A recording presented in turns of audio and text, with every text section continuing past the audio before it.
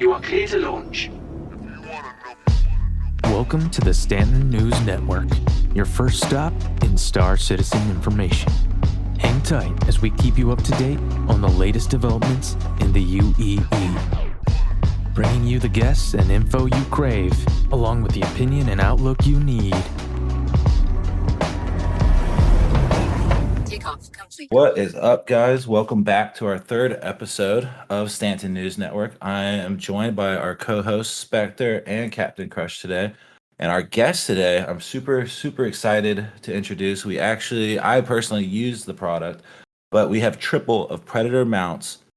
You may or may not have heard of Triple, but Predator mounts, I'm sure you've seen on stream. I'm sure you've seen a lot of different PvPers use their products. It has absolutely changed my gameplay.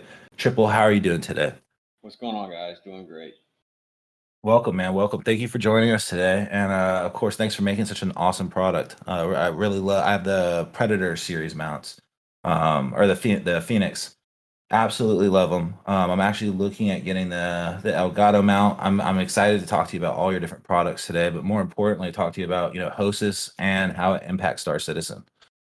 Absolutely, man. So, we started out last year. We've been open for a little over a year, but I've been a backer of Star Citizen since 2015. So but I've been playing flight sim games all the way back to the Wing Commander series, Descent, Freelancer, way back in the 90s. So I've been gaming for a long time. And we actually, me and my fiance, she was going to get me a set of mounts from a competitor, and we had a really bad experience back in 2020 with them. So using some of the stuff that I learned in life from my dad's cabinet shop, I figured out that I could, probably make a product like this. So we set out to design, and 8 months later, we launched a company. So the community feedback has been just substantial. I'm actually in your Discord. I see, the product support that you guys offer. The install was like super simple, or at least, to me, like something like this, I thought it was going to be much more complex, but it ended up being like it took me about 20 minutes to have, both my sticks mounted to my desk in a different, way, where I thought it was going to be like a multiple hour thing. It's really helped me out a lot, but like, what made you say like I could do this better, or what made you kind of come up with the idea of starting a business off of this? When I was looking for things, I looked at the price of making your own, and it gets pretty pricey if you want certain things like laser cut plates, powder coating. A lot of those shops have shop minimums. Now, there are some companies that will offer things that you can get, but at the same time, now you have to put in the time, the research, find this, find that. But in doing all that to build my own mounts, because like I said, we had a bad experience with another company, I figured out that I could probably do this. And when we put together a price point, I said, wow, I could offer it for this and still make enough profit to run the business and, support my family. And it was substantially cheaper. Literally, it's almost half price. Our major competitor out of Europe, 2 mounts for them, you're looking at about $265 with shipping. And as a matter of fact, 1 mount for them, if you get just one of their cheapest mounts, it's $99, and it's a silver series, silver color they have. And with shipping, you're going to pay $158 for their stuff. 2 of my mounts, since we offer free shipping in the United States over $100, you're going to pay $159. So $1 more, you get double the mounts. And then we also decided that I didn't like how bulky a lot of the other mounts were. They're big, and you get size from that. A lot of people think bigger is better. It's not always the case. You want strength.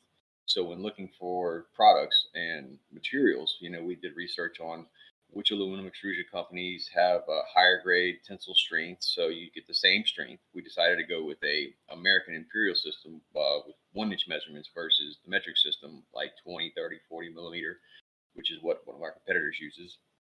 So the product ended up being basically half the size, the same strength, more versatility. We offered a longer horizontal beam, and we just offer better customer support, I think, all the way around the board, because we're constantly in contact with our customers. We answer every email within usually 6 hours, but at maximum 24 hours. I'm constantly posting on Discord every day of the week, talking to different customers. We don't take a day off. We haven't had a day off since December of last year, because we're trying to make sure we build this business out right, and we want people to know that we're here for them. We're here to support the product. We believe in it. We're building an entire ecosystem out of it. So it's not just desk mounts. That's just where we're starting. But we got big plans for everything. Oh, I definitely want to get into that with you today. Then, if you're able or willing to talk about it.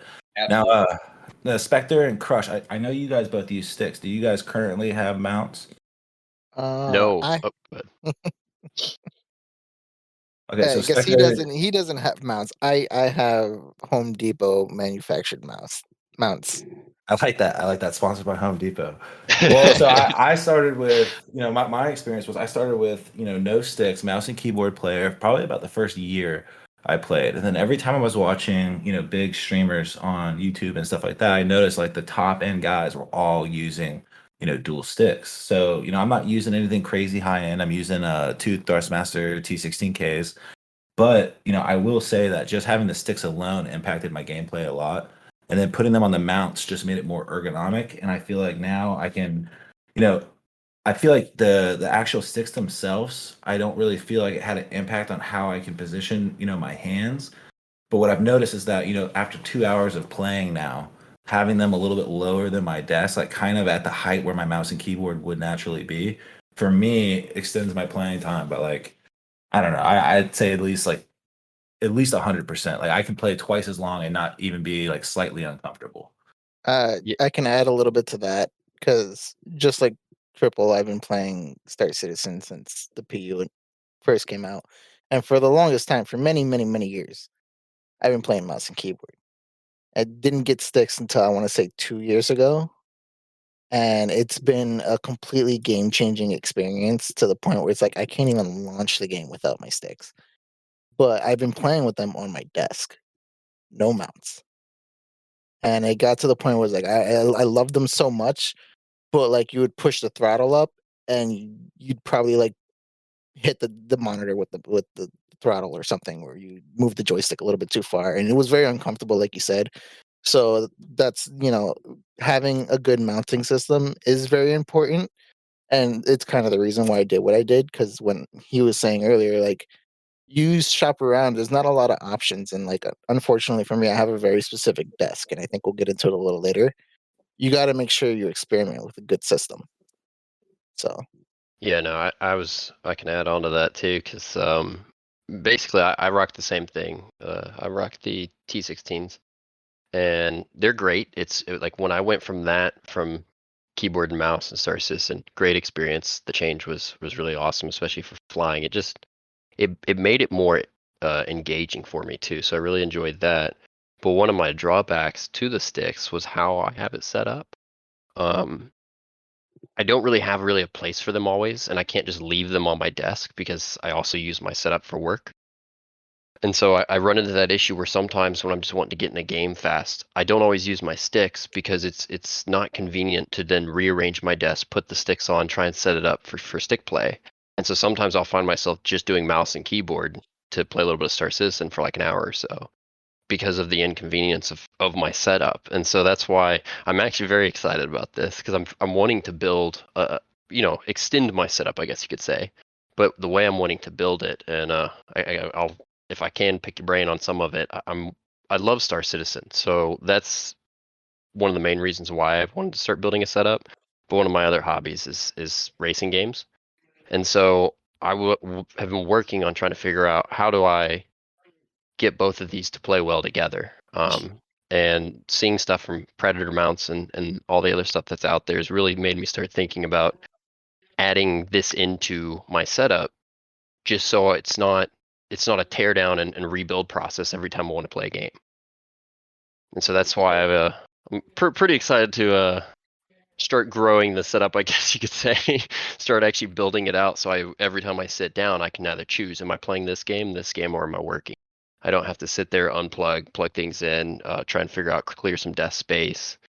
And that's where I see really a big benefit in having a mount system or anything that where your setup is able to kind of push out of the way. No, we actually have a lot of things in the works that's probably going to be right up your alley, and I'll get to them a little bit later, especially when combining systems such as racing and flight. We have something in the works for that, and I'll tell you what it is a little bit later. But I got started the kind of the same way in 2015. My fiance is a breast cancer survivor. So at the time, pretty much all of our finances went to her medical treatment. And so there wasn't a lot of money left for actual buying sticks and this and that. And the only reason I actually had a PC that would run Star Citizen is that I built it like 2 weeks before we met. And at that time, I was playing mouse and keyboard, and all the way up until 2018.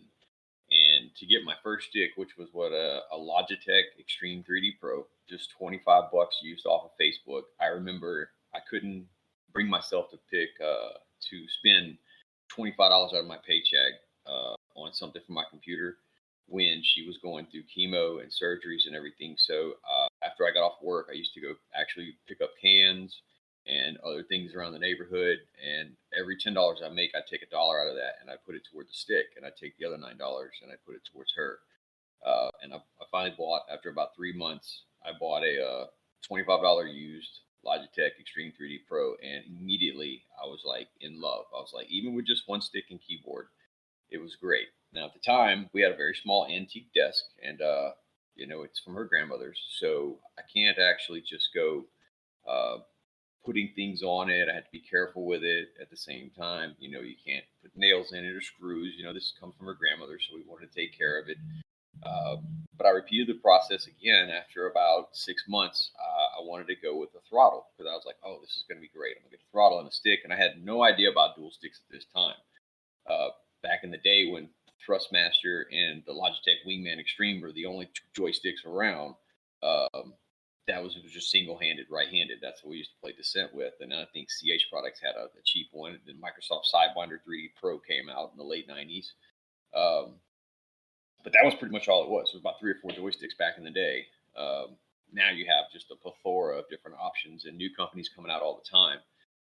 Granted, you do have some that are higher end than others, and I'll get to those too. But in the process of all this, I saved up and I bought a throttle, an X45, Logitech X45 throttle that was used, and I immediately hated it. I didn't like it it didn't feel right in space combat. My grandfather was an actual pilot in real life, and I've been flying since I was a kid, and it just didn't feel right in Star Citizen for me. Now, I know a lot of people that still do use HOTAS and love it. And a lot of those guys actually cross-play DCS and other games where they use throttle and stick. So I was like, I'm going to try dual stick. So I sold the X45 and ended up buying the first version of the T16000. It was a non-mountable version. It's the one with the green buttons. And dual stick, I remember the very first time I put my hands on dual stick and played Star Citizen. I remember just cruising around it was Port Olisar at the time. That was all they had. This was back like pre-patch 3.0. And it was like I was 6 years old again in the backyard with a little plastic spaceship running around, except this time I could actually see it and feel it. And it was just great. And I was like, man, this is amazing. And this is with no mouse. This is with just 2 sticks on an antique desk. So at the time, I told my fiance, I was like, I need to get these sticks off the desk. I need to put them, they feel a lot better here or there. And so she was like, you're not going to destroy my desk. And so I said, all right, fine. So I looked on Facebook Marketplace. Yeah. We were still on a budget at the time. And I found a graduate student at the college nearby who was giving away an all wooden desk. And it was an old college wooden desk. So it was pretty sturdy. Nothing to look at, nothing fancy, hard on the eyes. But I basically got that. And I went to Home Depot and got some nails and boards, and I assaulted this thing. It's probably illegal what I did to it in the first 48 hours. It's definitely horrible. Poor thing. I mean, I put so many holes and different pieces on this thing. It looked like the tragic victim of a farming accident. It was horrible. But that was my project. So I landed a job out of state at the time, working in the oil field. So I'd work out of state for a few weeks, and when I come home, I'd always be building something else on the mounts, and I'd always just be terrorizing this poor desk. I'm pretty sure it, just hated the fact that it knew my schedule when I was coming home, and it was like, oh God, here he comes again with another nail and a screwdriver. And, he's just gonna keep terrorizing me. Yeah. And little did I know, my fiance was squirreling away money to actually buy me Christmas presents for mounts that year. We had made an agreement because finances were so tight the very first 4 years we were together. We didn't buy each other Christmas presents or birthday presents because we put everything towards her insurance and medical treatment and stuff like that. Yeah. And come Christmas time, like right before, I'm not going to get too much into the details, but we had a really, really, really bad experience with one of my competitors. And at that point, I was like, you know what? I'm going to just try to build my own. So I really was going at it before, just with no plan and just trying to do something, shooting from the hip, I guess you say. And I realized, like, I worked in my dad's cabinet shop for years, and I knew everything I needed to know. I knew how to work every tool I needed to work. And I said, you know what? I can do this better. And so I started taking it really serious. And I ordered materials from a well-known company that were really expensive, and I built the first set of mounts, and they were good, but it wasn't what I liked. And what I spent on them, I was like, man, that's really almost the same price as me paying full price for something else.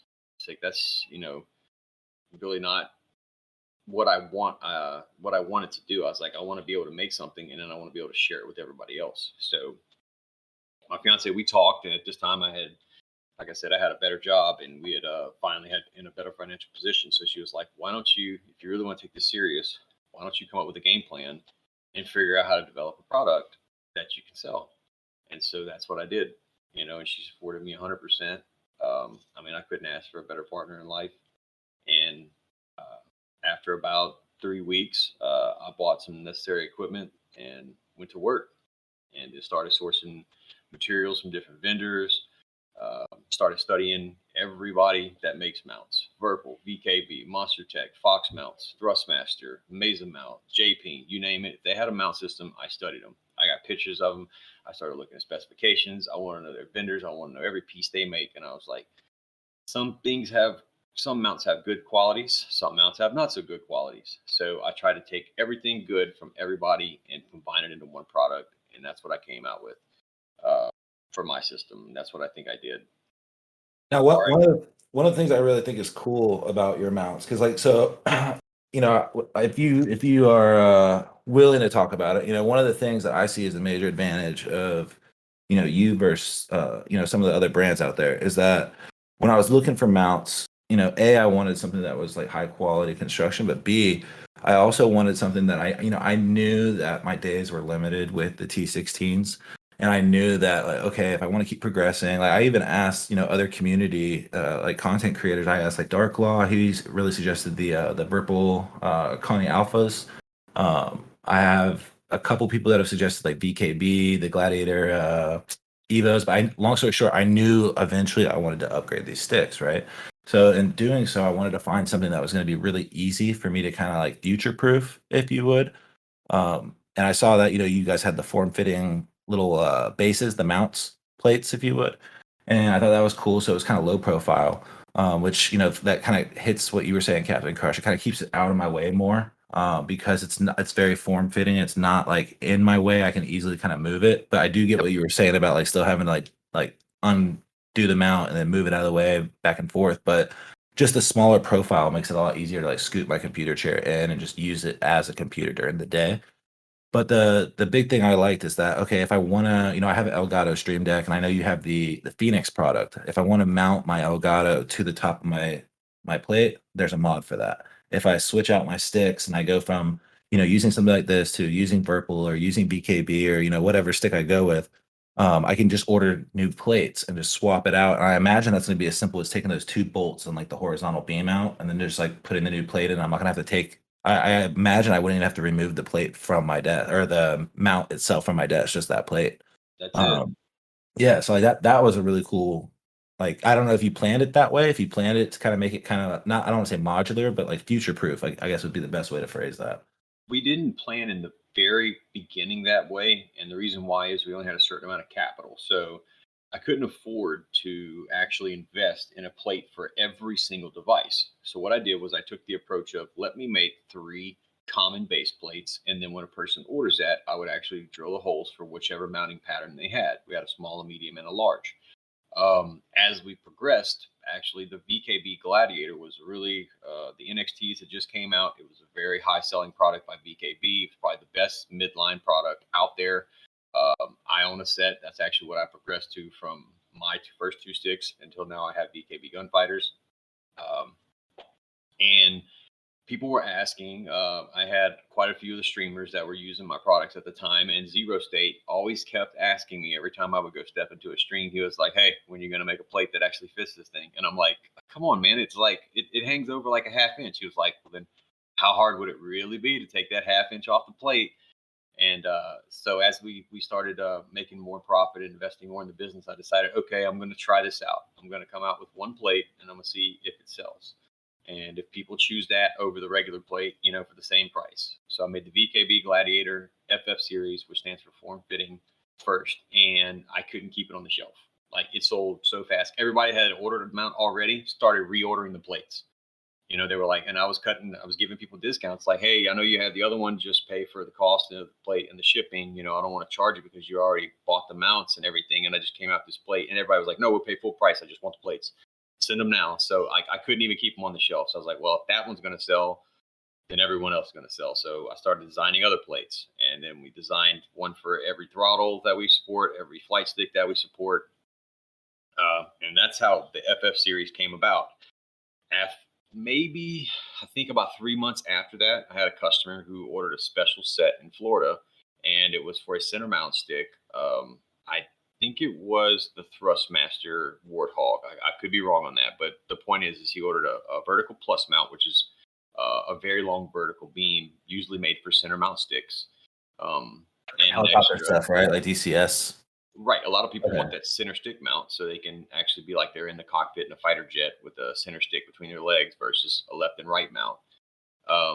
So he said, hey, look, this is what I want. I need something, but I need it to be these specifications. And what he needed was, because he used a curved extension for the stick and it curves like kind of like a half Z. He was like, I need a longer horizontal beam. So I said, okay, no problem. And I made the longer horizontal beam, and he said also, because the plate, and because now this horizontal beam is putting a lot of force on the plate, even at 4 millimeters thick, you're still going to have some flex in the plate. When you have that much, it's just physics. It's like having a fulcrum point. And so you're traveling up all the length of the base, 200 millimeters on an extension, and the entire length of the actual grip. And now you're pushing forward to 2 points of contact from the plate to the actual horizontal beam. You're going to have some small flex. You won't be able to see it with the human eye, but you'll be able to feel it with your hands. So he said, can you design a plate that actually, has no flex in it? So that's how we actually came out with our FF series Ultimate Control. What I did was I went ahead and designed a plate with 4 points of contact, 2 in the front like it normally has, then 2 center flush mount screws that go underneath the stick directly at the point of center of gravity and connects to the horizontal beam. So now, instead of just 2 points where you have basically, if you were to grab the back plate and lift up on it before, if you would take, like, say, a ruler and put it on a desk and hang it off the edge of the desk and pick up on the edge that's hanging off the desk, you would pick it up and slap back down. That same thing, basically what's happening to the plate, because all the force, when you just have 2 points of contact at the front of the plate, is going to those 2 points of contact. So the back end has nothing to attach to. Therefore, that's why the plate's lifting up. And like I said, it's very minimum, but it can be aggravating, because next thing you know, every time you go to hard dive or push very hard forward on your stick, you hear clack, and you can't hardly see it, but you can feel it. So we came up with the Ultimate Control Edition, and it came up with 4 points. And this was before I ever put it out. Cut him a 9-inch longer, made him a 9-inch horizontal beam instead of 7 inches. I got him the special plate, and then I went ahead and ordered stability brackets I found some brackets that would actually mount to the side and connect not just with the 2 anchor fasteners, but now you have 2 big plates on the side that actually look pretty cool. And they connect the horizontal beam to the vertical beam and act as stabilizers. So I sent that to him immediately overnight. He was like, you have to start selling this as a product. He was like, this thing just changed everything. He's like, my stick it feels so amazing now. So I said, all right. I went ahead and grouped all those products together, made it a Vertical Plus Ultimate Control package. I had 2 more people try it. Next thing you know, it couldn't stay on the shelf. So I was like, well, I guess it's making and that was only for the Thrustmaster. That was it. So everybody else was like, you need to make an Ultimate Control series plate for every stick. And I'm like, well, as we started studying, I took the lighter sticks, like the T16000, the VKB Gladiator, since they're hard resin plastic. They're not heavy like the Thrustmaster Warthog, the Verpal Warbird or T50, the VKB Gunfighter, or the Windwing Orion series or Super Libra. Those are heavy metal bases, and a lot of them have heavy grips that are, some of them are metal as well, like the new Purple Alpha Primes, the VKB Gunfighter, Modern Combat Grip Ultimate. I found that all the plates, all the throttles, and all of the lighter sticks didn't really need an Ultimate Control series. You didn't have that same effect of pushing forward and bending the plate because of a plastic. You would actually break the stick before you bent the plate, had any flex in the plate. And so we only offer that on the plates that actually would need it on the sticks, like I said, the more high end sticks that are all metal bases, and a lot of them have metal grips. Okay. Well, I could feel the quality with the plastic ones. I think I have been leaning more towards the VKBs. And I know that's also a plastic base, so hopefully, oh, yeah, I'm sure I could probably put a lot of pressure on these things, It's and night and it's not day. going anywhere. Going from the T16,000 to the VKB Gladiators. Even though they're plastic, they don't feel plastic. They're very solid. Their constructions very well made. I don't get sponsored by any stick maker out there, device maker. I personally chose VKBs because I think they're the best on the market. I have a lot of friends that think Burple's the best on the market. I have people still that think Thrustmasters, Warthog is the best on the market. At that level, it's high end and it's really personal choice. Yeah, it's more about what you kind of want to Right. use. Well, for But me, when I got your mounts, the big thing for me, and I think that your company name Predator Mounts almost goes, at least in the content creator community, hand in hand with, the infamous one percenter, Avenger One. And Avenger One was a PvP that I followed like religiously, especially as I was trying to improve on my actual like skills, my actual like flying skills. His videos it's a must watch. And when I started watching through his content, I mean, I see your logo, I think on almost every single video he's ever put out, every stream I've ever watched. I think somewhere he talks about Predator mounts. And for me, it was as simple as kind of like, if you want what they, have, do what they've done kind of a thing. I'm like, all right, well, if that's what he's using, and then I saw that you were made in America, I thought that was really cool. If nothing else, I knew that my shipping time was going to be way faster, right. and I just decided to kind of go for it. And then I feel like in the stick community, it's a much more torn debate. In terms of like Absolutely. what sticks high end PvPers use. Some people like you were just saying, some people swear by Verpal, some people swear by VKB, and Verpal just opened up their North American headquarters here, like in town, like right near me. And I was actually going to go over there with RJP and Hinkin, and me and RJP ended up going over there and taking a look at them. I felt the Connie alphas, and I really like the way they feel. But there's something about the VKB and like the way I don't know what you would call it, the head of it, like the hat area, with the joysticks at the top, like the micro Yeah, the sticks, face. That's the face. the face. Yeah, like the face to me just seems like something that would work way better for me. And I'm thinking about doing two Z grips with it. But I love how like customizable, every single player can kind of do their own thing. And I think that's really interesting that games like Star Citizen, I think, are pushing the envelope, not just for consumers to see what we can do, but also like manufacturers for you guys to say, okay, you guys are doing this now. You want the Elgato mounted to the top of it, but here's the Phoenix mount. I know that right before the show started, or right before we started recording today, you talked a little bit to us about the rail mount. I don't know if you want to get into that now, but that seems like the exact solution to somebody like Captain Crush's problem. Yes, My problem as well too. and it depends on your desk. And we haven't released the rail mount yet. The reason why is I'm waiting on shipping materials right now for it to come in. We think we're going to be able to meet the price point that we want. And the rail mount came about because um, there was another company that put out a rail system, and I went ahead and from my vendor and I ordered the exact same system. Every part they have, with the exception of one part that they had to make, and I went ahead and fabricated, copied it, and I tried it out, and I didn't like it. For me, it had way too much flex in it. It was not as solid. I started watching videos from one of the top extrusion manufacturers in the business named 8020. I don't use them personally because they're very, very expensive, and they have other companies that make just as good high quality extrusion. But 8020 does lead the way in a lot of new products in the extrusion industry. Um, and with linear bearings, which is what their linear compression bearings. Is that what's making it slide in that video? Is that what makes it like slide back and forth? Not in mine. And Okay. in the other ones, what they're not using a bearing at all. They're using a compression bearing and a J hook. The J hook actually sits in the channel and it hangs down. And extrusion, you could do that, but you're not getting a true movement like rolling like a wheel or a bearing does. You're just sliding metal on metal in a hook, and then you're also hanging it from a load. Um, that Increases that really wear and tear. it's not Yeah, I was gonna designed to say do wear and that. tear. Exactly. It's not designed for that purpose. Can you do it? Yes, it's been done. Uh, and there probably can be some modifications to what that other company has, and maybe they can make it work. But to get a true rail system, you're going to need a wheeled bearing or a wheeled track system if you want the smoothness of it, if you want the stability and the sturdiness. And that's what we set out doing. And so with 7 different manufacturers I tried for rails. Found one that I liked, sent back after about 4.5 months. We went ahead and took the rail systems. We upgraded the rail itself. We added steel supports on the inside. We switched out the wheel bearings 4 different times. I actually had to fabricate the handle from scratch itself and then find a company that could replicate it.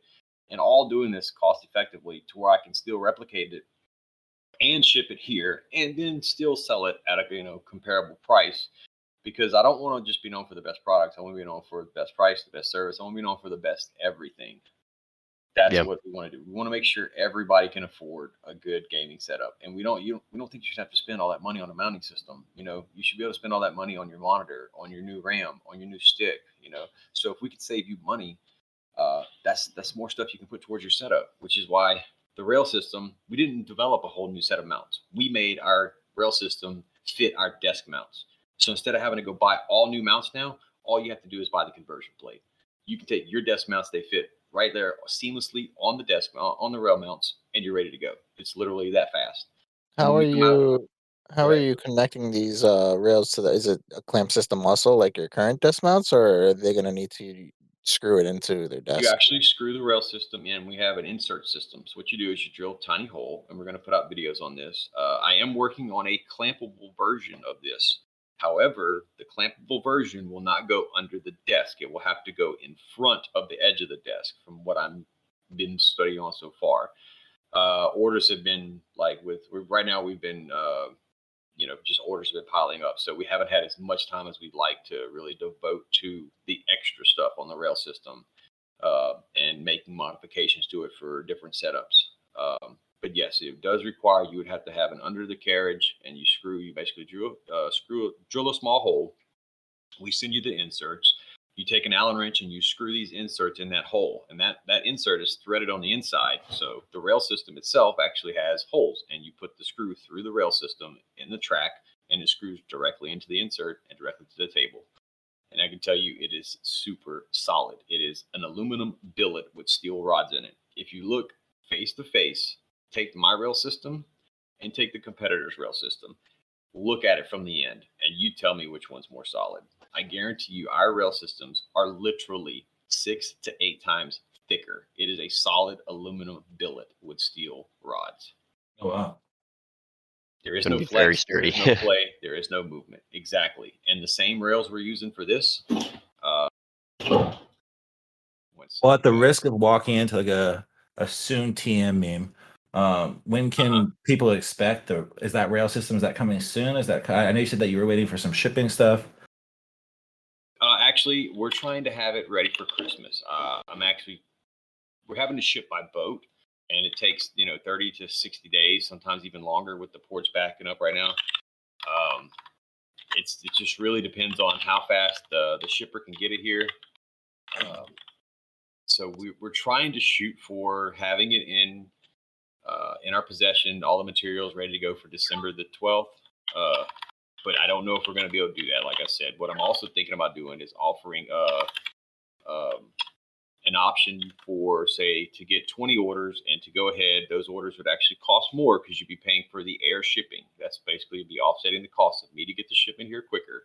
And so if I had 10 people, 15 people, 20 people that want the rail system, they would basically say, and I'd say, okay, this is the price for it, and here's the extra shipping. And if they're willing to pay, that way you combine it, And so it wouldn't be near as much. One person would be paying $300 to ship it. It'd be divided up over 10 people or 15 people. It makes it much more affordable, so they can still get the rail system at a better cost. And I can have those products here within 2 weeks.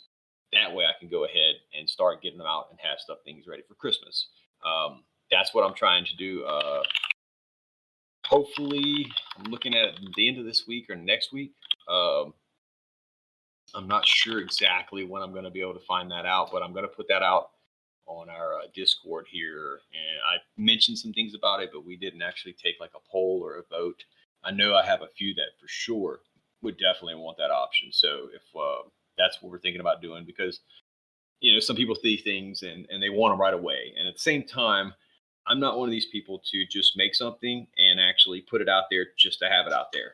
I won't put a product on the market until it's been tested, vetted, ready to go. I won't rush it no matter what. I won't put something out there that's subpar quality.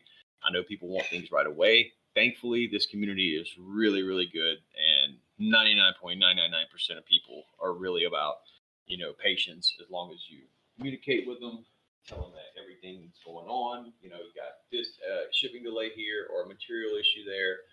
Everybody's been really, really good. So, but like I said, that also comes back to the communication that we do with our customers. We always answer emails. We always communicate with Discord. And it's a constant thing. It's every day. So I feel like you guys are online like 24 hours a day in that Discord. Like I've gone in there and Yeah. seen like customer support stuff all hours of the day. People posting their setups and stuff, asking for advice. It's cool. Yeah. I was gonna say, I was actually kind of curious, just from, you'd mentioned that you had been in the oil field. I actually have a background in it as well, and I was curious, on just from what I've seen in the oil field, how much of that influenced some of the products you were building. Just because, like, I remember when I went on your website and I was looking at all this, the first thought I had, actually, believe it or not, was it looks sturdy enough that you could hand it to a green hat. And for anybody listening, a green hat in the oil field is someone who's new, working out in the field. And there's if you ever want to figure out how sturdy something is or how durable it is, hand it to some field guys and they will show you. I have seen them break, wrenches split down the middle, which I didn't even know was a thing. And so when I was looking at these, that's instantly what I thought about, was all of that experience there. And also looking at how you were designing a lot of this, it's very similar to actually how we did design in the oil field. So yeah, yeah, you have to make it durable. Big sections, and you have to make it durable. So maybe that did play something in my subconscious. I know we did choose an aluminum extrusion vendor that actually supplies aluminum extrusion to the oil field in the Gulf of Mexico.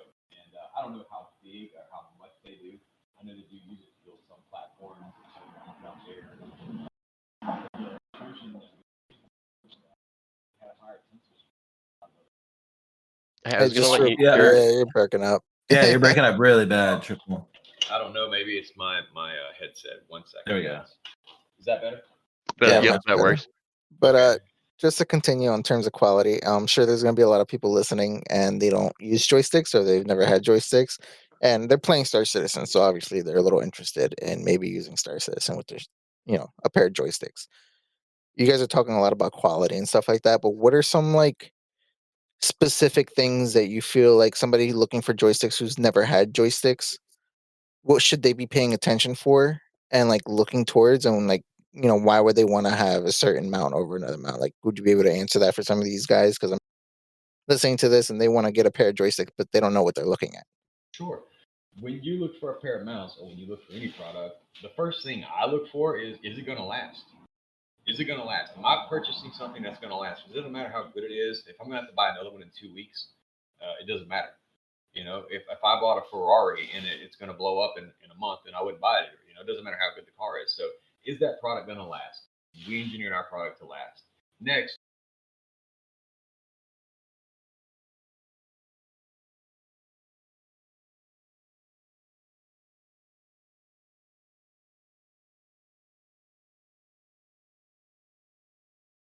yes, your mounts will transition to the gaming desk. Everything will have a conversion kit at a fraction of the cost of what the mounts actually cost.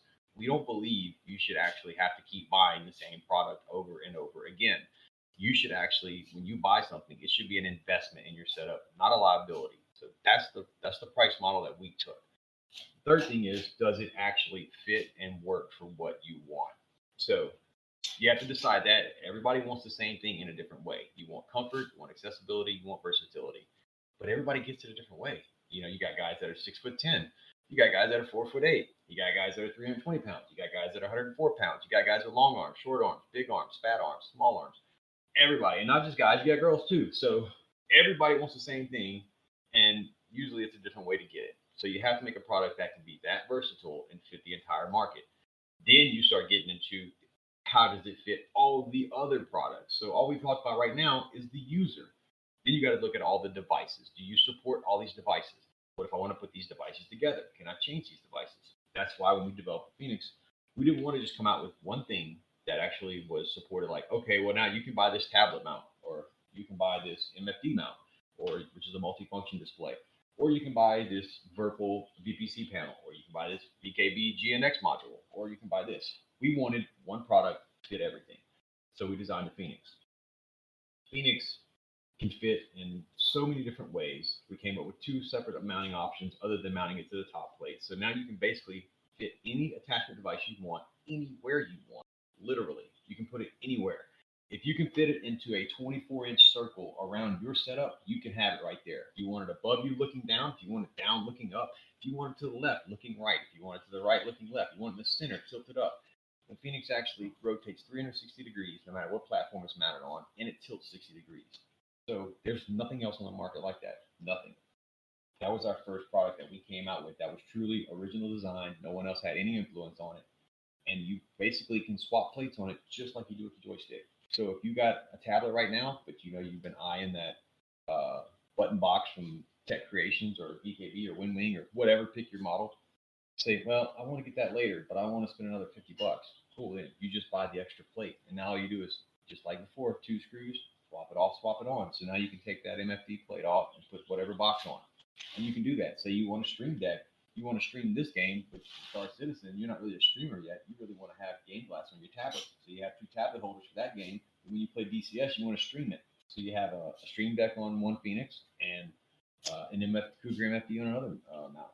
But that's what we meant to make it so versatile. And now you can actually put something somewhere, tilt it, rotate it, the whole 9 yards. Now, let me ask this. I know that we've talked a lot about the HOSAS stuff. One of the new products that I've been looking at, and I think is really interesting, especially for Star Citizen. In relation to Star Citizen, at least is where I see using it. Is I feel like casual people are getting more and more now into like hobbies, and it might not necessarily be like a sim pit at first, but I think like a lot of people do progress that way. But one of the big things, I've noticed is people. I forgot. Oh man, I forgot what streamer it was. A streamer on Twitch was using VR, like with some kind of like Vorpix support thing, and they were playing in VR. And then I've also seen like the haptic feedback vest from a Wooger, and stuff like that. And I'm so excited to see like kind of where the industry goes. And I think that we're just now really getting games. A few years ago, I mean, at least in my opinion, granted it's limited, but if you saw a flight stick at somebody's house, you assume that they probably played like Microsoft Flight Simulator. And now there's so many different flight games, space games. I think the space genre is really blowing up. And I think that not just hostess and HOTAS, but like accessories or peripherals for your gaming experience are getting bigger and bigger. Where do you see the industry, but specifically, where do you see games like Star Citizen going in relation to sim pits and things like that? Like I imagine one day I'll be able to sit in my full, if I want to, my full Anvil Arrow sim pit, and it looks just like an Anvil Arrow if that's like my go-to ship. Well, I can't tell you too much about it, but we have actually already entered into a contract with a not so well-known developer, but he does make components and mainly for another game. And we pitched the idea to him about making replica panels, like say what Virpil makes for the VPC panel, or what VKB makes for the GNX panel, but making actual replica panels for like the inside of your Anvil Arrow or your Aegis Gladius. Obviously, starting it off first, it will probably be 1 or 2 ships, just because we want to see if it's going to market.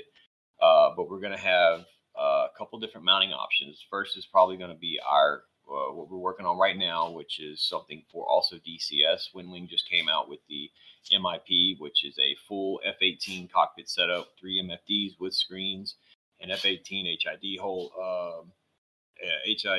controller. They got their takeoff and combat panels, and so we're coming out with a mountable, clampable cockpit dashboard for your actual desk that will transition over to our gaming desk and eventually be in our Apex Predators and pits as well. So do you see that being accessible to people? Like, because I mean, obviously, if you had like, for instance, like the Anvil Arrow one, right? It wouldn't be that hard, I imagine, to keep it modular enough that with like a little bit of ease, you could rearrange those screens or like MFDs, if you would, to be like similar to a Gladius layout or a Vanguard, or whatever ship you're using. That is the $1 million question: is how do you make it modular? Because now you're putting a lot of parts together that have to have the right tilt, the right pitch, the right angle. Thankfully, we're up to the task to do that. So yes, you will be able to probably, hopefully, if we can bring the vision up the way we want it to, you will literally be able to unclamp 3 clamps and clamp 3 clamps back on and switch from Anvil cockpit to Gladius cockpit if you wanted to do that. Now, that would require your sets for both. If you wanted it to be that seamless and that fast, it would really just require unplugging the wires, unclamping 3 clamps, reclamping 3 clamps, plugging in your wires, and now your Gladius is set up right in front of you, just like it is before. That's cool. So, but like I said, that is still in development. We're not going to rush it out. We do have a couple other products coming out before that, but we are in active design phase of that right now. Yeah, I'm excited for that level of immersion. I think there will be people. Like one of the big people that comes to mind for me is Nerd Show and Tell. He is like probably infamous. I would say not just in the Star Citizen community, but I would honestly probably say the entire Twitch community for having one of the most like not just verbose, like with a lot of stuff going on, but well done and well executed stream setups I've ever seen. Somebody like him, somebody like Avenger One, to see them in an actual, like aero cockpit, that would be so cool. I mean, I don't know if that's a level that I would go to right now, but I could see myself if I had, a room dedicated to gaming, I could absolutely see myself having like an entire sim pit built out for my favorite show. Take it even further. Imagine having 20 people in a squadron or a wing, all in dedicated cockpits with 5 different camera views, and now you can actually have somebody coordinating all those camera views. You would literally be looking like Luke Skywalker in an X-wing, and you have 25 different people now, and you could literally make a weekly show out of that, of them attacking, a large convoy or a big, capital ship battle. I mean, you could literally, I think that's where we're going to go eventually. I think we will get there. And definitely, I think Star Citizen is pushing the envelope and everything. They do have other games coming out. They already have games that are already out, but I think Star Citizen is leading the way as far as pushing the envelope, putting it out there. And I never was really a VR person before. However, before CitizenCon, they did have a Inside Star Citizen thing where they did show some of the VR stuff, where with the panels where the guy was walking and he walked into an area and this thing came up and you had like keyboard selection of products, selection of inventory. And like the new AR, the new style. Building Blocks AI. Yeah, I was like, okay, I might have to get into VR now. This looks really cool. So yeah, personally, VR gives me like a huge headache. I don't know if it's going to be one of those things that like with increased resolution that gets better or not. I've tried a few different. I bought like one of the first pairs of Oculus, and then I think I tried my friend's Oculus 2 Pro or whatever you would call it. But still kind of was like a 30-minute session thing for me. Right. But the sticks alone add like a huge level of immersion, especially when you're like doing. I mostly focus on PvP, and when I'm out there and I'm fighting, especially another player or a group of players, just playing with the sticks and then having an ultra wide monitor in front of me, that really adds so much level to the immersion. I'm stoked just to see kind of like where stuff goes down the road. Yeah, me too. Imagine having 3 ultra wide monitors or 3 55-inch monitors all canted in at the right angle to where it looks like the front of your ship. You're looking out 3 plates of glass. and then you can even go further. You could even have overhead. I mean, there's really no limit to what you want to spend. There's no limit to this because it's all about, creativity and imagination. If you can think it up, then we can build it, and you can have your dream set up. Yeah, Yeah, I think that's there's a guy that's done that. I've seen a Yep. video. I think it's on like IG of a guy who built like A room. yeah, like a Like room that's yep, supposed where to you be like walk in, total Star Citizen room. Yep. yeah, it's supposed to be like a C2. He's like, follow me, and you walk in the room. Yeah, Yep. I Yeah, want to that one's splash really that cool. dude. Apparently, he like just does cargo, and he like only does cargo loading or cargo transport stuff, and he spent like 30K on that room. And I was like, Such a man, waste. that's got somebody I want to splash, dude. I really want to shoot that dude down, and then like The hopefully ultimate see like box mission his killer. angle of it. But I mean, to each his own. Though that's the point, right? It's like that's Right. the whole thing that you guys enable. You Is like might- everybody can like build their ideal setup, and somebody might have a different idea what that looks like. Exactly. You might want to run a shipping, a magnet empire. You might want to be the shipping guy, and have a squadron of security personnel and everything else. You might want to run the pirate squadron. You might want to be known as the worst pirate, pirates in the verse. Like, oh my God, these I know Avenger 1 ran the bomber bar in EVE Online, and they were notorious. Like, people used to just dock up when they get online. And I mean, when I stumbled in, he was actually just started streaming Star Citizen again. It had been a long time, and he had about 7 to 10 viewers in his channel when I went in there. And he was my second sponsor. I offered him some mounts, and I was like, "What do you got right now?" And he was like, "I just got him taped to my chair." And I'm like, "What?" And he had a Oh Warthog. man. Yeah, he had a Thrustmaster Warthog on his right hand and a T-16,000 on the left hand. He's like, "I'm just gonna go ahead and buy some Purple Alphas. If you'll send me some mounts, I'll go ahead and buy some Purple Constellation Alphas." And that's what he did. So I sent him some mounts, and he was like, "Holy thing, man! These things changed my whole game." He's like, "These things are amazing." And I tell everybody, until you get them, they'll be on the bottom of your list. When you get them, you'll realize that they should have been right underneath your sticks. You should have got sticks and mounts together or right after each other, because they just make playing so much more fun. You can go longer. It doesn't. You got, it feels better ergonomically. It makes, it feels with the body. You put it in the natural position. You really lose like yourself in the game, and you really think you're in that ship flying. So it's just, and Yeah, I that's can definitely second that. Like I said, I used to have my mounts, or I used to have my sticks on the desk, and now they're mounted to the desk in a janky way, MacGyver way, but they're mounted. Not the best, things you can come up with, and I will definitely be looking at investing in some proper mounts to see how much better it could get. But it's unplayable now. Like, if right. you don't If you have don't have them, mounts, you can't play Star you Citizen. can't If go you back. don't have Toby or you don't have Track IR, you can't play Star. Like, it Once feels you know so what you're missing. wrong. Yeah, once you know what you're missing, it's like dating a supermodel, and then you having to go back to the girl next door. You're like, what? No, I'm okay. I'll just eat pizza tonight. It's cool. I'm good.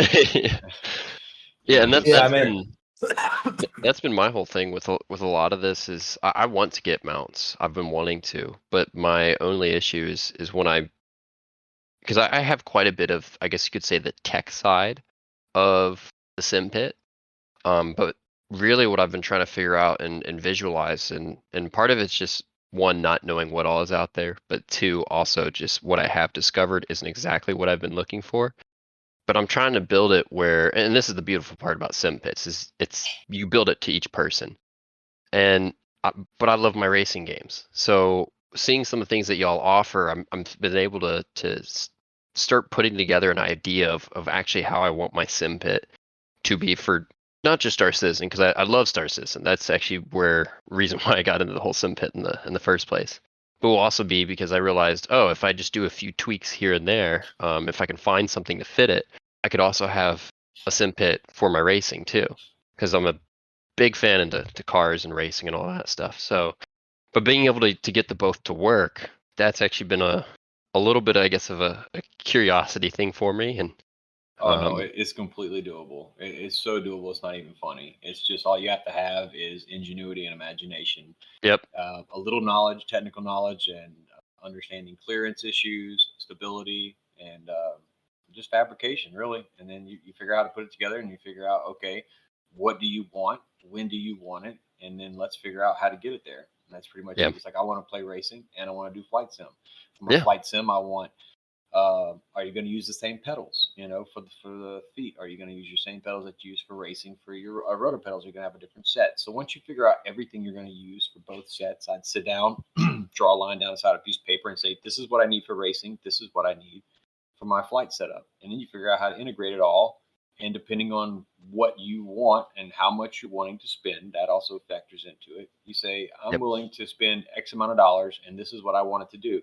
I want to be able to change out everything in 5 minutes to the next thing, or I want to have it even set up to where I'm willing. It doesn't have to always be just a racing pit or just a flight sim pit. I'm willing to have it to where I can pull a few pins, move a few things, and basically move my racing stuff out of the way and my flight sim stuff in the way, and vice versa. So you can swap in and out with, just a few things. And that Yeah. way you never have to unplug anything. It's all still staying there. So if you're willing to do that as well, I mean, you can do it so many different ways. I mean, there's no right way. There is a wrong way. I've done a lot of wrong ways actually. Uh, the poor desk comes to mind. That I've Yeah. done a lot of horrible things with that poor desk. But so it's really about what you want and what you're willing to your budget, what you want, how fast you want it done, and how fast do you want the versatility of it? Do you want it to be fully modular? Do you want to come in and push a key fob off your car ring and have everything switch for you? That's possible too. Just depends on your budget. Yeah. So Yeah, that's Yeah. all that matters. I've seen some people with like, who knows the price tag, but I've seen some people with crazy, crazy setups, like multiple like switch panels, like MFDs, and it's usually I feel like DCS is a lot further along with that kind of stuff, but I feel like Star Citizen, especially once we get a little bit more further along with like, the building blocks UI, and I think that maybe down the road having even like some consumer facing APIs or something we can interact with, people will start building the same kind of modular functionality for Star Citizen. Oh, And, absolutely. and I think the customer base, or like the player base, if you would be honestly probably equally as involved with being ingenuitive, and I think people will come up with some really really cool stuff that by proxy will influence like how people like you are making tools and peripherals for the space. Oh, I've had a customer of mine come up with one of my corner desk mounts. He actually took some parts that I had and made his own to where he has a curved front of his desk. Like there's actually a curved cutout almost. So it's not linear going straight across from left to right. It goes and then curves in and comes back to another point. And it's about 2.5 foot in diameter. Well, the mounts, he didn't want to go with a variable angle bracket, which will allow you to move the horizontal beam left or right. I don't even have that for sale. I actually send that to another company, Fox. I like his product. Our products intermingle. He does phenomenal work. His stuff is very high quality, second only to mine. I joke with him all the time about that. But I send him people to get that. But this guy didn't want that. He was like, no, I don't want that. I want the mount to be facing like this way. I don't want the actual horizontal beam. So he actually went on and bought some extra pieces and materials from me and came up with his own way. And it's probably the cleanest corner desk setup that I've ever seen. I got pictures of it on the Discord, and several people started asking about it. So I said, hey, man, make me a PDF on all the things you use and how you got there and what all pieces people need. And I'll start making it to where people can buy that and do that exact same setup, and thanks, Professor Decoy. And I give him all the credit for that. He came up with that. He took all the parts, did it himself. He had no help from me whatsoever, and built his own mount out of the mount parts that I ordered. And now several people have actually copied his design. Because that worked out perfect for them. Now, do you think that like for instance like mounts in general, I mean, I know like to me obviously the immersion level is a little bit better because I feel like now where they're mounted it just feels more like I'm sitting like in a cockpit when I'm in my chair, but I know it's all subject to like where you want the stick, but do you feel like I know for my arms and my wrist it improves like my playtime Oh, significantly. dramatically.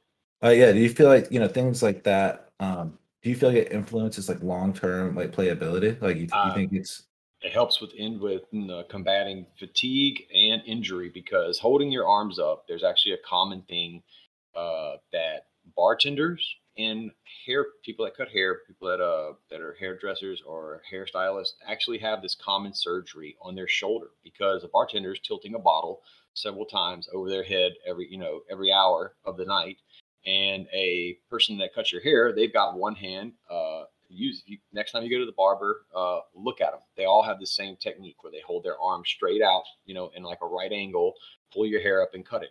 Well, you do that thousands of times a day. That muscle that you're using in the top of your shoulder is very, very small, and so you're putting a lot of strain on that rotator cuff. The same thing when you've got your arms out of alignment trying to use your, two sticks or your stick and HOTAS on your desk. It's the same thing. So I know people that immediately they said, "Oh my God, my back feels 10 times better. I was able to play for 5 hours yesterday instead of 2. And I didn't get out of bed this morning and feel like I was 85 years old." Because now you can sit in a better posture. You can do your posture and move your sticks to fit you versus you having to fit to your sticks, if it makes sense. Yeah, absolutely. It makes perfect sense. I mean, for me, it makes perfect sense because I've physically felt it. I felt that like my play sessions went a lot longer. I also felt that it was if I had to get active and really quickly, let's say I have one PvP encounter and all of a sudden now I'm dealing with like 3 people, so I'm doing a lot more movement with my wrist. I don't notice that same fatigue as when they were up on my desk and I kind of had to hold my arms off my chair and kind of just suspend them there. Obviously that's going to use a lot more energy, a lot more movement. Yeah, yeah, I can attest to that one too. Like every time I have to put the T1600s on the desk, I'm always it doesn't feel as comfortable, and so that's why whenever I do start building out the rest of my setup more so, I'm excited to see just. I probably will be upgrading the sticks too once I get mounts, just because I would like to switch to Well, once you the find Z mount. once you find your perfect spot for your sticks, that's really not going to change except for if you buy a stick with a bigger base or a longer grip. You'll just reposition the mount to have that new grip in the exact same position. So Yeah. once you find that comfort zone, and then it's not even just that. I suggest everybody start out with just your sticks. Once you get your sticks in the perfect zone, build out your setup around that. Then you put your mouse pad in there. Then you put your keyboard in there. Then you put your peripherals in there. And you get everything, and I like calling it like your own personal bubble. Like you have a half semicircle in front of you. So Yeah. you have basically your arms, your wingspan. You know how far your arms go out, and you know how far you want to reach. So now, obviously, do you want to be taking your hand off the mouse, reaching 3 foot away, to turn this button, and then coming back to the joystick where it takes 2.7 seconds to do so, and you have to look away from the screen to do it? Or do you want to be able to take your hand off your stick, drop it down to your mouse, which is literally an inch and a half away, make that click, get back to your stick, all before your opponent even turns around? So we design things to where we understand, because I game. At the end of the day, I'm a gamer who owns a business, not a businessman who plays games. There's a big difference. So I Yeah. understand those seconds mean. That's why it's Predator. That's why our company's name is Predator Mouse, because in the digital combat arena, you're only one of two things. You're either predator or you're the prey. Yep. Yep. And especially in something like Star Citizen, so it fits perfect in that world. Oh, definitely. So we understand it makes that difference. Those seconds, are precious. Those tenths of a second are precious, especially in the heat of a dogfight when you're trying to move around, especially. And then you incorporate both hands, pedals, track IR, to Toby. You've got 9 different inputs coming from all different ways. I mean, before long you'll be able to twitch your nose, and Toby will pick it up, and go ahead and change missiles for you. I mean, it's insane what they've got coming out so far.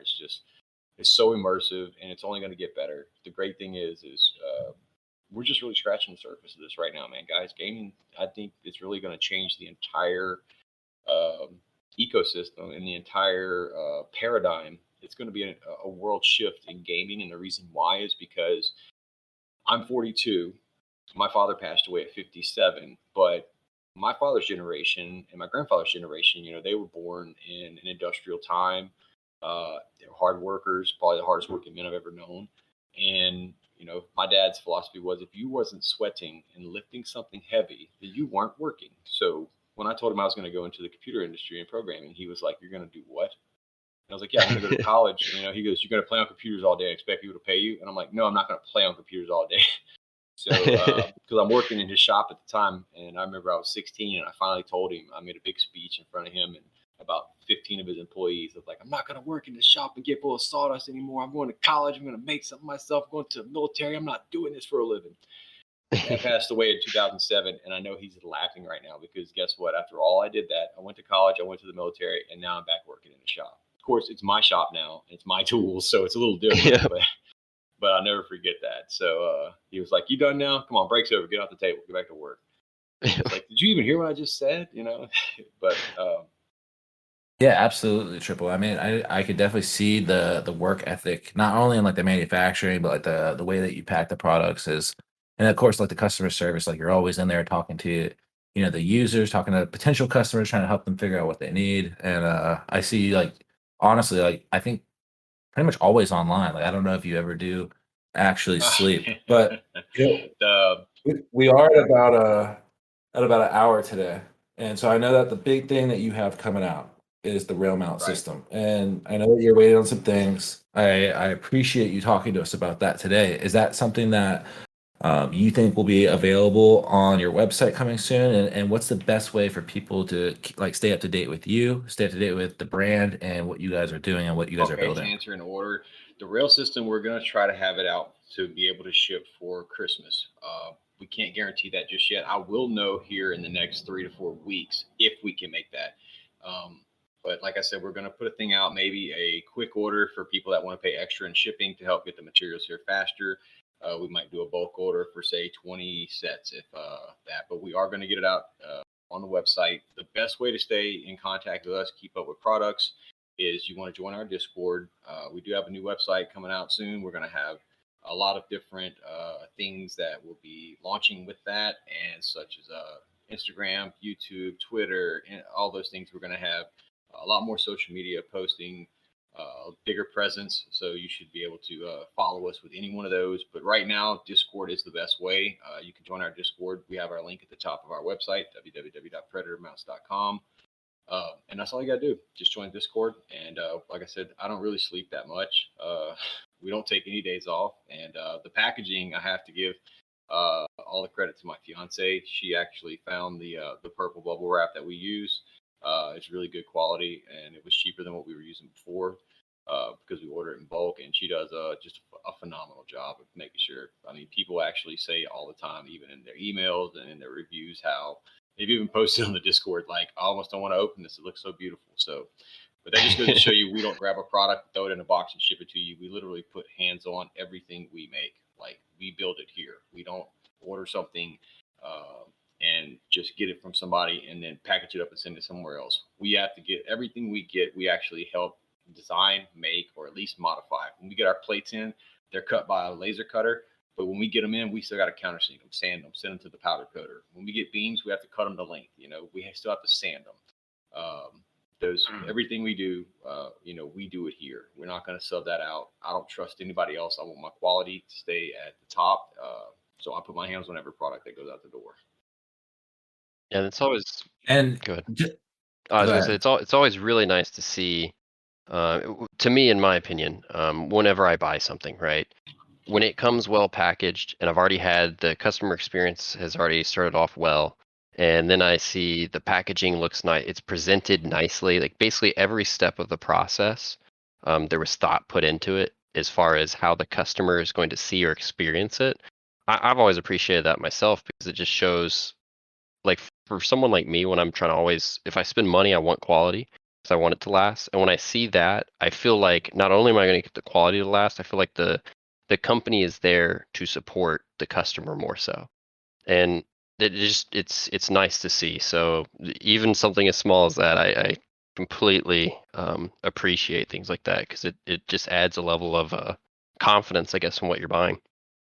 Now, as far as our packaging goes, we usually generally ship in the US in USPS boxes. The reason why is I didn't want to add $3 to $5 per product to ship it out, to the customer. We want to keep a certain price point and keep it low.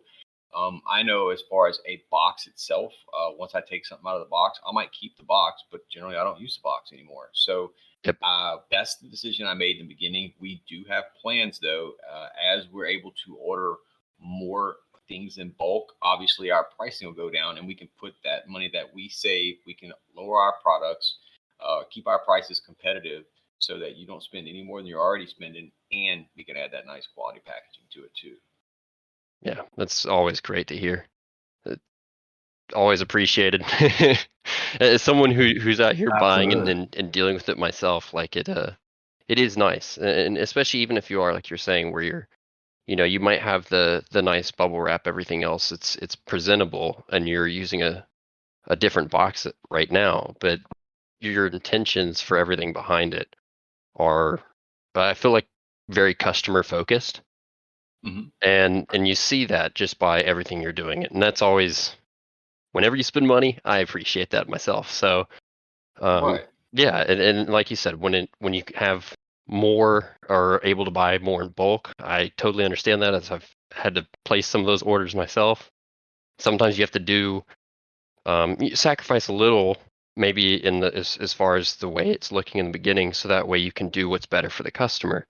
And as it's growing, you can add more on your side that makes it look more presentable, because you've had more come in volume wise, and I just appreciate it, hearing it from you, just because it's nice to see that the first goal that you're having is not about branding or the company, as much as it is focused on getting the customer the price point. So, Joe down the street, who, like you were saying earlier, doesn't have as much to spend but is trying to build a setup, your focus is more about getting the setup in his hands, not, hey, look at our product, here we are, just buy our stuff, and pay the extra amount just because we want to have a pretty box in the beginning.